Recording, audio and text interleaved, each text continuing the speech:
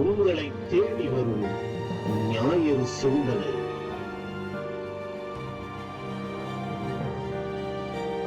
இறைவார்த்தை இல்லந்தோறும் நாளும் கேட்க உள்ளம் மாறும்.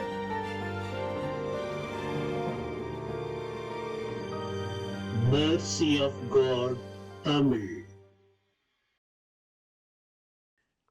இயேசுவில் எனக்கு மிகவும் பிரியமுள்ள சகோதர சகோதரிகளே, தவக்காலத்தின் 5வது ஞாயிற்றுக்கிழமை.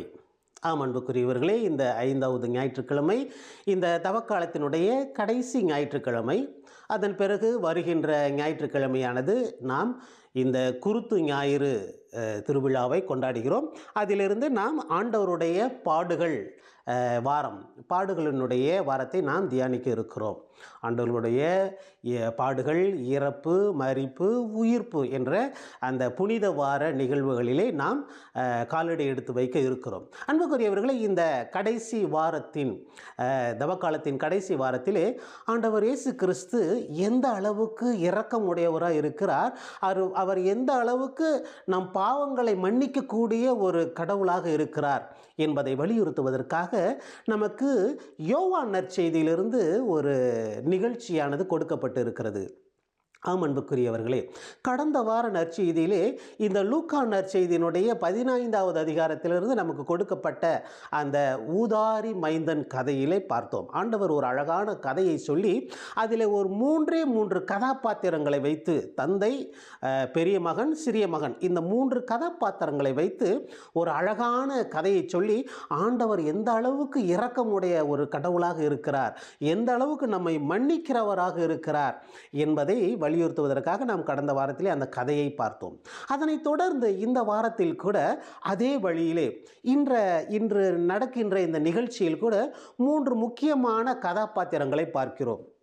பாருங்கள், இன்றைய நற்செய்தியிலே யோவான் நற்செய்தி அதிகாரம் 8 இறை வார்த்தைகள் 1 முதல் 11 முடிய உள்ள வார்த்தைகளிலே இந்த விபச்சாரத்தில் பிடிபட்ட ஒரு பெண்ணை அந்த ஊரில் இருக்கிற அந்த ஆண்கள் எல்லாம் இயேசுவிடம் அழைத்து வருகிறார்கள். ஏனென்றால் அந்த பெண்ணை விபச்சாரத்தில் அவர்கள் கையுங்களவுமாக பிடிபட்டதாக சொல்லுகிறார்கள்.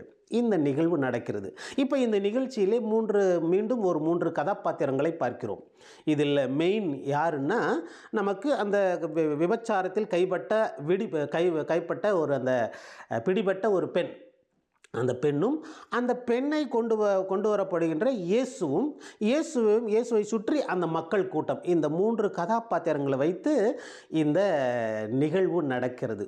பாருங்கள் அன்புக்குரியவர்களே, இயேசு அந்த தேவாலயத்திலே போதித்து வந்து கொண்ட பிறகு இங்கு ஒரு பெரிய மக்கள் கூட்டம், ஆண்கள் எல்லாம், ஊரில் இருக்கிற ஆண்கள் எல்லாம், சிறியவர் முதல் பெரியவர் வந்து எல்லாரும் ஆண்கள்லாம் பெரிய கும்பல், ஒரு சத்தம் கேட்குது. எல்லாம் குரல் கரைச்சல், எல்லாம் அடி கொள்ளு சாகடி பொண்ணு அப்படின்னு சொல்லிட்டு ஒரு பொண்ணை தரன்னு இழுத்துக்கிட்டு வராங்க. இழுத்துக்கிட்டு வந்து இயேசுக்கு முன்னாடி போடுறாங்க. இயேசு பார்க்குறாரு என்ன நடக்குது என்ன அப்படிங்கும்போது எல்லாரும் அந்த மத தலைவர்கள்லாம் சொல்கிறாங்க என்னன்னா, இந்த பெண்ணை நாங்கள் வந்து அந்த விபச்சாரத்தின் போது கையுங்களவுமாக பிடிபட்டாள், எங்களுக்கு கொடுத்திருக்கப்படி மோசேயினுடைய கட்டளைப்படி இவள் கல்லெறிந்து சாக கடவுள், இவளுக்கு கல்லெறிந்து சாகணும், நீங்கள் என்ன சொல்கிறீங்க அப்படின்னு கேட்குறாங்க. இப்போ இவர்கள் சொல்லுகின்ற நிகழ்வு, இந்த கேள்வியை பார்க்கும்போது 2 விதமாக நம்ம பல கோணங்களில் இந்த பார்க்கலாம். இப்போ மோசே சொல்லியிருக்கிறாரு, என்னன்னு சொல்லியிருக்கிறாரு, ஒரு விபச்சாரத்தில் பிடிபட்டவர்களை நாங்கள் வந்து கல்லடித்து கொல்லணும், கல்லெறிந்து கொல்லணும் அப்படின்னு சொல்லிட்டாங்க. அதை அவங்களே பண்ணியிருக்கலாம். அதை ஏன் இயேசுக்கிட்ட கொண்டு வரணும் இல்லையா? இப்போ இயேசு அவர் பாட்டுக்கு அவர் வேலையை பார்த்துட்டு கோயிலில் போதனை செஞ்சுக்கிட்டு திருப்பி வந்துக்கிட்டுக்கிறாரு. இப்போ அவர்கிட்ட போய் இந்த நிகழ்வை கொண்டு கொடுக்கணும். அப்போ இந்த மக்களுடைய பரிசேயர்கள், அங்கே கூடியிருக்கிற தலைமை குருக்கள், இவர்களுடைய எண்ணம் உண்மையாலுமே இந்த பெண்ணை கல்லெறிந்து கொள்ள வேண்டும் என்பது எண்ணமா, இல்லை இந்த பெண்ணை ஒரு பணயமாக வைத்து இயேசுவை வம்பில் மாட்டிவிட வேண்டுமா என்பதுதான் இதில் முக்கியமாக பார்க்க வேண்டும். ஆனால் உண்மையில் இங்கே நடப்பது என்னவென்றால், பெண்ணை பற்றி அவர்கள் யாரும் கவலைப்படவில்லை. அவள் செய்த விபச்சாரத்தை பற்றியும் அவர்கள் யாரும் கவலைப்படுவதாக தெரியவில்லை. இதில் என்னவென்றால், இந்த பெண்ணை வைத்து இயேசுவை எப்படி மாட்டிவிடலாம், இயேசுவினுடைய வார்த்தையிலே எப்படி குற்றம் கண்டுபிடிக்கலாம் என்பதுதான் அவர்களுடைய பிரதானமான ஒரு முக்கியமான எண்ணமாக இருக்கிறதே தவிர, அந்த பெண்ணை சரிம்மா போமா அப்படின்னு சொல்லிட்டு கூட அனுப்பிவிட்டுருவாங்க. இவருக்கு இதில் என்னன்னா, இவர்களுக்கு கூடி இருக்கிறவர்களுக்கு என்னன்னா, இயேசு இந்த யோவான் நற்செய்தியில் தொடக்கத்தில் இருந்தே இந்த பரிசேயர்களுக்கும் அவர்களுக்கும் ஒரு முட்டாத அந்த ஒரு முட்டலும் மோதலும் போயிட்டே இருக்குது. இப்போ எந்த விதத்தில் இவரை மாட்டி விடலான்னு ஒவ்வொரு முறையும் அவங்க ட்ரை பண்ணிக்கிட்டே இருக்கிறாங்க. இந்த முறை ஒரு விபச்சார பெண்ணோட வந்து கையங்களமாக பிடிச்சிட்டோம் அப்படின்னு சொல்லி கேட்குறாங்க. இதை இயேசு நல்லா புரிஞ்சுக்கிறார். கண்டிப்பாக அவருக்கு தெரியும் இல்லையா, இவர்கள் எந்த நோக்கத்தில் வந்து கேட்குறாங்க அப்படின்னு அதை புரிஞ்சுக்கிறார். பிரியமானவர்களே பாருங்கள், இயேசு அவர் பாட்டுக்கு அமைதியாக தரையில் உட்காந்து எழுத ஆரம்பிக்கிறார். பைபிளில் 2 முறை எழுதுறாருன்னு சொல்கிறாங்க. முதல் முறை கேட்குறாங்க. அப்போ அந்த மக்கள்லாம் சொல்கிறாங்க, நீங்கள் என்ன சொல்கிறீங்க சொல்லுங்கள் அப்படின்னோடனே அந்த இயேசு சொல்கிறாரு, உங்களில் யாராவது பாவம் செய்யாமல் இருப்பவர்கள் முதலில் இந்த பெண்ணின் மீது கல் எறியட்டும் அப்படிங்கிறார். இதை சொல்லிவிட்டு மீண்டும் உட்காந்து எழுத ஆரம்பிக்கிறார். இப்போ ஓகே, இந்த நிகழ்வு அவங்க என்ன சொல்கிறாங்கங்கிறதுக்கு போகிறதுக்கு முன்னாடி இயேசு தரையில் உட்காந்து என்ன எழுதியிருப்பார் அப்படிங்கிறது எந்த ஒரு ரெக்கார்டும் இல்லை. என்ன எழுதினாருன்னு யாருக்கும் தெரியாது. ஒன்று அந்த பக்கத்தில் உட்காந்துருந்த அந்த பொண்ணுக்கு தெரிஞ்சிருக்கும். ஒருவேளை அந்த பொண்ணுக்கு படிக்க தெரிஞ்சிருந்தால் என்ன எழுதியிருக்கிறாருன்ட்டு பார்த்துருந்துருக்கலாம். ஒருவேளை அந்த சுற்றி இருந்த மக்கள் யாரெல்லாம் இயேசு பக்கமாக நின்றுருந்தாங்களோ அவங்க நோட் பண்ணியிருந்துருக்கலாம், என்ன தான் எழுதுறாரு தரையில் அப்படிங்கிறத பார்த்துருக்கலாம். ஆனால் நற்செய்தியிலே நமக்கு கொடுக்கல, இயேசு என்ன எழுதினாருங்கிறது யாருக்கும் தெரியாது. ஒருவேளை ஆனால் அவர் என்ன எழுதியிருக்கக்கூடும் அப்படின்னு இந்த திருச்சபையில் வந்த இது நம்ம புனிதர்கள், தலைவர்கள், மற்ற சர்ச் ஃபாதர்ஸ்னு சொல்லுவாங்க, திருச்சபையினுடைய மூத்த தந்தையர்கள், குருக்கள், புனிதர்கள் என்ன சொல்கிறாங்க அப்படின்னா, இப்போ உதாரணமாக புனித அகுஸ்தினார் என்ன சொல்லுவார்னா, இயேசு வந்து அங்கே கூடியிருந்தாங்க இல்லையா அந்த மக்கள், அந்த ஆண்கள் எல்லாம் கல்லெறியணும்னு நினச்சாங்க இல்லையா, அவர்களுடைய பாவங்களை எல்லாம் பட்டியல் போட்டுக்கிட்டு இருந்தார். நீ பண்ண, நீ இப்படி பண்ண அப்படிங்கிறத பட்டியல் போட்டுக்கிட்டு இருந்தார் அப்படின்னு சொல்லுவார். அவருடைய பார்வை. இன்னும் ஒரு சிலர் என்ன சொல்லுவாங்கன்னா, இல்லை, ஒருவேளை இயேசு இந்த பழைய ஏற்பாட்டு நூல்கள் இருக்கு இல்லையா, இந்த லேவியர் புத்தகமும் இணைச்சட்ட நூலகமும் இந்த விபச்சாரத்தை பற்றி ஏற்கனவே மோசேயருடைய சட்டத்திட்டம் எழுதியிருக்கப்பட்டு இருக்கிறது. ஒருவேளை இயேசு அந்த 2 சட்டங்களையும் தரையில் எழுதியிருக்கலாம் அப்படிங்கிறாங்க. இப்போ அந்த சட்டங்கள் என்ன அப்படின்னு நம்ம பழைய ஏற்பாட்டுக்கு போய் பார்க்கும் பொழுது, லேவியர் புத்தகம் 20வது அதிகாரம் இறைவார்த்தை 10 இவ்வாறாக சொல்லுகிறது, அடுத்திருப்பவன் மனைவியோடு உடலுறவு கொள்ளுபவனுக்கும் அந்த பெண்ணுக்கும் இருவரும் கொல்லப்பட வேண்டும் என்று சொல்லப்படுகிறது. இது லேவியர் புத்தகத்தில் பார்க்குறோம். இரண்டாவதாக இந்த இணைச்சட்ட நூல் 22வது அதிகாரம் 22வது வசனம் என்ன சொல்லுகிறது என்றால், ஒரு மனிதன் மற்றவருடைய மனைவியோடு படுத்திருப்பது கண்டுபிடிக்கப்பட்டால் அப்பெண்ணோடு இருந்த அந்த மனிதனும் ஆணும் இருவரும் சாகக்கடவர் அப்படின்னு எழுதியிருக்கு. பாருங்கள், இந்த 2 கட்டளைகளுமே என்ன சொல்கிறாங்கன்னா, ஒரு பெண்ணோட ஒரு மனிதன், ஒரு ஆண் படுத்திருக்கிறான், தவறான உறவில் இருக்கிறான் அப்படின்னா அந்த இருவரையுமே எடுத்துகிட்டு வந்து சாகடிக்கணும் அப்படிங்கிறாங்க. ஓகே, சாகடிக்கணுங்கிறது அந்த மோசே காலத்தில் இயேசு முன்னாடி 2000 வருஷத்துக்கு முன்னாடி, அப்படின்னா இங்கேருந்து 4000-5000 ஆண்டுகளுக்கு முன்னாடி மோசேவால் எழுதப்பட்ட கட்டளை அது இல்லையா. அந்த காலத்தில் சாகடிக்கணும் அப்படின்னு சொல்லியிருக்கிறாங்க. அதே போல் இணைச்சட்ட நூல்லையும் அதே சொல்லிக்கிறாங்க. என்ன சொல்லிக்கிறாங்கன்னா, ஒரு பெண்ணையும் ஆணையும் பிடிச்சிட்டிங்கன்னா அந்த 2 பேரையும் பிடிச்சி அவங்கள சாகடிச்சிருங்கன்னு சொல்கிறாங்க. ஓகே, இப்போ இயேசு ஒருவேளை இந்த கட்டளைகளை தரையில் எழுதியிருக்கலாம் அப்படின்னு ஒரு சிலர் சொல்கிறாங்க. ஓகே, இப்போ பிரியமானவர்களே, இயேசு அந்த எழுதிருக்கிட்டே இருக்கட்டுமே. இப்போ அந்த மனிதர்களை பார்த்து கேட்டார் இல்லையா, உங்களில் யாராவது உங்களில் யாருமே பாவம் இல்லை அப்படின்னு நினைக்கிறவங்க முதல்ல கல் எறிங்க அப்படின்னு சொல்கிறாரு. பாருங்கள் பிரியமானவர்களே, உடனே அந்த பாருங்கள் நற்செய்தியில் அழகாக சொல்கிறார், சிறியவர் முதல் பெரியவர் முதல் சிறியவர் வரை எல்லாருமே அவங்கவுங்க கல்லை தூக்கி கீழே போட்டுட்டு அவங்க பாட்டுக்கு ரிட்டன் போயிட்டாங்க. இப்போ அந்த கேள்வியில், அந்த இயேசு கேட்ட கேள்வியில் இந்த சட்டத்தினுடைய உள்ளார்ந்த அர்த்தமும் இருக்குது. எப்பா, சொல்கிறீங்களே, இப்போ இந்த பெண்ணை கையும் களவாக பிடிச்சேன்னு சொல்கிறீங்களே, இந்த பொண்ணு தனியாக நின்று எப்படிப்பா, ஒரு பெண் மட்டும் தனியாக எப்படிப்பா விபச்சாரத்தில் இருக்க முடியும்?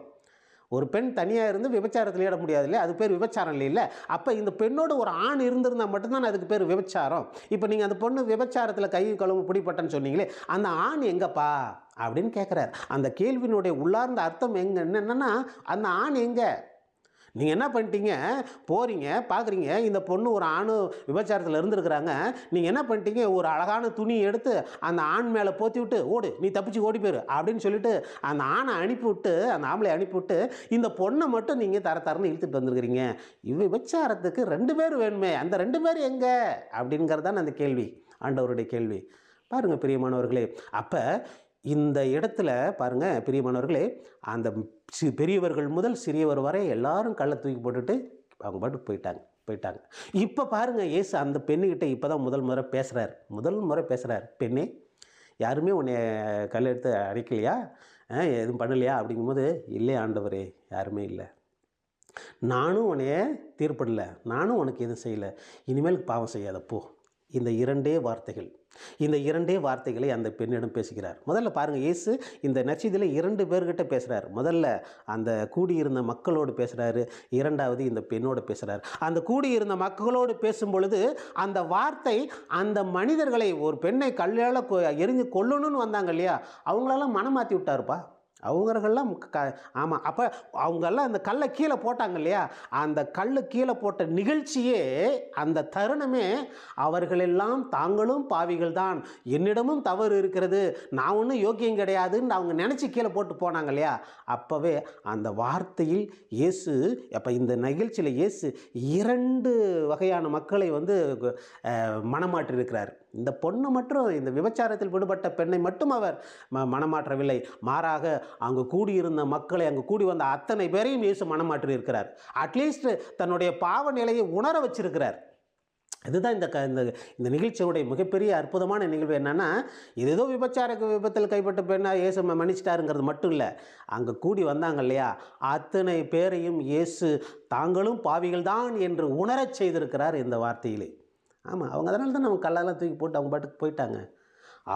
அவர்களை மனம் மாற்றி இருக்கிறார், அவர்களை தங்கள் தவறுகளை உணர வைத்திருக்கிறார். அதே போல் இந்த பெண்ணையும் பாருங்கள், இந்த பெண்ணுக்கு இயேசு அந்த மக்கள் கூட்டம்லாம் அந்த பெண்ணை விபச்சாரி அப்படிங்கிற ஒரு டைட்டிலை கொடுத்து, ஒரு தலைப்பு கொடுத்து, ஒரு கெட்ட பெயரை அந்த பெண்ணுக்கு சுட்டி கொடுத்தாங்க. விபச்சாரம் பிடிப்பட்டாங்களா பிடிப்படலையாங்கிறது யாருக்கும், அதுக்கு 2 பேர் சாட்சி வேணும்.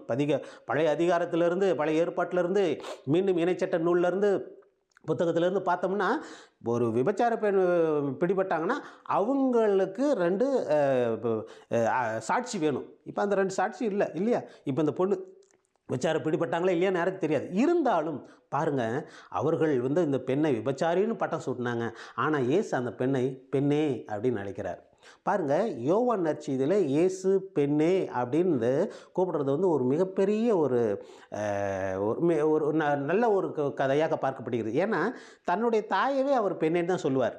கானா ஒரு கல்யாணத்தில் இயேசுவும் அன்னை மரியாவும் போயிருக்கும்போது அந்த ரசம் தீர்ந்த உடனே அந்த அன்னை மரியாள் மகன்கிட்ட இந்த மாதிரி ரசம் தீர்ந்து போச்சு, நீங்கள் எதாவது செய்யுங்க அப்படின்னோடனே அவங்க சொல்லுவார், பெண்ணே நான் என்ன செய்ய முடியும், என்னுடைய நேரம் இன்னும் வரவில்லையேம்பார்.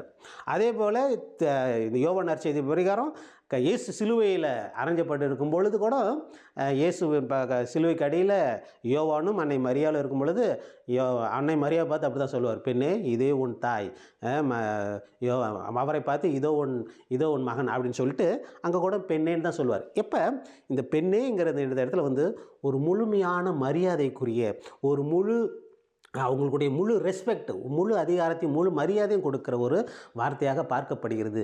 எனவே இந்த இடத்துல இயேசு அந்த பெண்ணை பெண்ணே அப்படின்னு சொல்லும் பொழுது அந்த பெண்ணை முழுமையாக மதித்து அந்த பொண்ணுக்குரிய அத்தனை உரிமைகளையும் அத்தனை மரியாதையும் கொடுத்து இயேசு கௌரவிக்கிறார். அந்த பெண்ணை இயேசு எந்த விதத்துலையும் தாழ்வாக நினைக்கல. இயேசு எந்த இடத்துலையும் அந்த பொண்ணு ஒரு குற்றவாளியாகவோ ஒரு விபச்சாரியாகவோ பார்க்கல.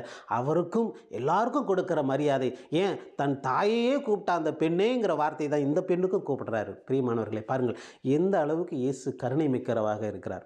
இப்போ இந்த நிகழ்ச்சியின் மூலமா இயேசு ஒரு பெரிய கோடை போடுறாரு. என்ன கோடுன்னா, அந்த பொண்ணுடைய வாழ்க்கையில் ஒரு கோடு போடுறார்.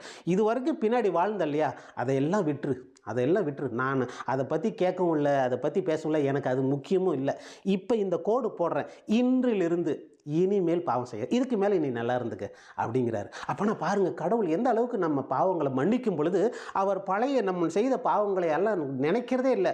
நடந்ததா முடிஞ்சு போச்சு, அத்தனையும் துடைச்சி போட்டுட்டு நம்மை புனிதமாக்கி நம்மை புதிய வாழ்வுக்கு வாழ அழைக்கிறார். இந்த பெண்ணுக்கு ஒரு புதிய வாழ்க்கை பாருங்களேன். ஏன்னா அந்த பெண்ணு நினச்சிருக்கலாம், ஐயோ கைங்களும் பிடிபட்டமே, எல்லாரும் கல்லால் எரிஞ்சு நம்மளை கொல்ல போகிறாங்களே. ஏன்னா வாழ்க்கை முடிஞ்சிருச்சு. இன்னும் ஒரு 5 நிமிஷத்தில், இன்னும் ஒரு 10 நிமிஷத்தில், இன்னும் ஒரு அரை மணி நேரத்தில், இன்னும் ஒரு 1 மணி நேரத்தில் ஒவ்வொருத்தரும் கல் ஏறிய போகிறாங்க.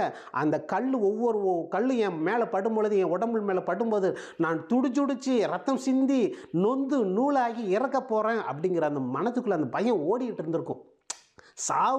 சாவனுடைய விளிம்பில் அந்த தருணத்தில் இருக்கிற அந்த பெண்ணுக்கு இயேசு புது வாழ்வு தரார். உன்னுடைய வாழ்க்கை இன்னும் இருக்குது, நல்லா இதுக்கு மேலே நல்லா ஒழுங்காக வாழு அப்படின்னு சொல்லிட்டு அந்த ஒரு புதிய வாழ்க்கையை கொடுக்கிறார். பாருங்கள் பிரியமானவர்களே, இயேசு இதுதான் சொல்லியிருக்கார் இல்லையா, நானே வாழ்வு தரும் உணவு, நான் தான் உங்களுக்கு வாழ்வு தர வந்திருக்கிறேன் அப்படின்னு சொல்லிட்டு நமக்கும் இவ்வாறு ஒரு புதிய வாழ்வை தருகிறார். எனவே பிரியமானவர்களே, ஆண்டவர் இயேசுவிடம் இதோ இந்த தவக்காலத்தினுடைய கடைசி காலகட்டங்களிலே இருக்கின்ற நேரங்களிலே ஆண்டவரிடம் நமது பாவங்களை ஏற்றுக்கொண்டு நம்முடைய நிலையை அவரிடம் ஒப்படைக்கும் பொழுது ஆண்டவர் நம்மை மன்னித்து நமது பழைய பாவங்களை எல்லாம் அப்படியே துடைத்து மன்னித்து விட்டுட்டு நமக்கு ஒரு புதிய வாழ்வை, ஒரு புதிய பாதையை, ஒரு புதிய நமக்கு ஒரு அதிகாரத்தை நமக்கு ஆரம்பித்து வைத்திருக்கிறார். எனவே பிரியமானவர்களே, ஆண்டவரிடம் சென்று நமது பாவங்களை ஏற்று மனம் வருந்தி அவரிடம் மன்னிப்பு கேட்டு ஒரு புதிய வாழ்வை தொடர்ந்து ஜெபிப்போம். ஆமென்.